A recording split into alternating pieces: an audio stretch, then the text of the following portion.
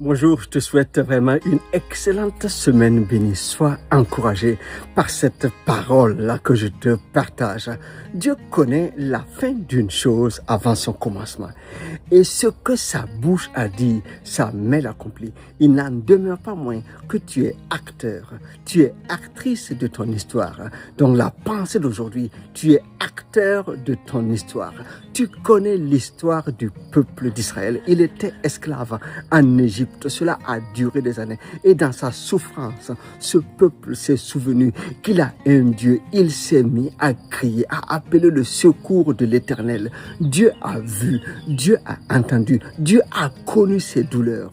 Et la Bible dit, Dieu a envoyé un libérateur qui s'appelle Moïse. Mais tu sais aussi que ce n'est pas à partir de la prière, des cris, que Dieu a décidé d'envoyer un libérateur. Longtemps avant, Dieu avait déjà dit à Abraham, le père de la foi, que sa descendance serait esclave dans un autre pays, mais il allait le libérer par une main puissante. Donc quand ce peuple s'est mis à crier à Dieu, c'est pour exprimer son désir. Maintenant nous voulons la liberté et nous comptons sur toi pour nous libérer. C'est manifester donc sa foi en Dieu, et Dieu a entendu et Dieu est intervenu. Dieu ne libère pas celui qui ne veut pas l'être.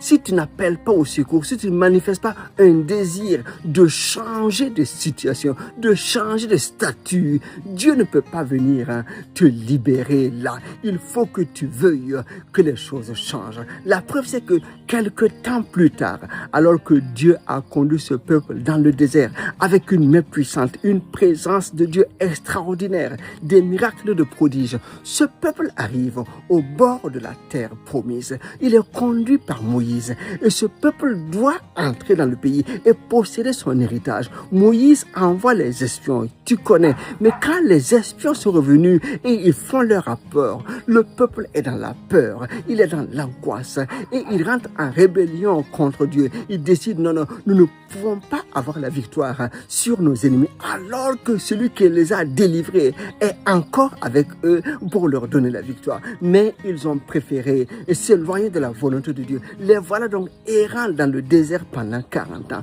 Tous les adultes qui sont sortis d'Égypte sont morts dans le désert, excepté Josué et Caleb. Quand le temps marqué, Josué a pris le leadership.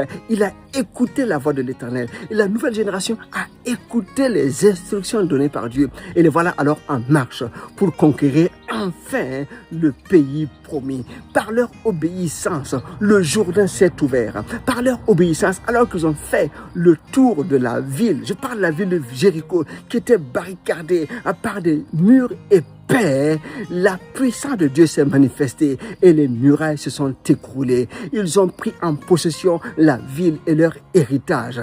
Ils ont été de leur histoire dans cette victoire. Donc je viens t'encourager. Jésus a déjà accompli tout à la croix. Mais il faut que tu entres dans la victoire de Christ en étant acteur, en manifestant ta foi. Et quand le vent se lève, quand l'opposition se lève, tu fais comme Jésus dans cette barque. Tu menaces le vent et la tempête parce que la parole a été donnée. En te basant sur la parole de vérité, tu entres en possession de ce qui t'a été réservé. Sois acteur, sois actrice de ton histoire. Que Dieu te bénisse en cette semaine de victoire. Allez, à très bientôt. Bye bye.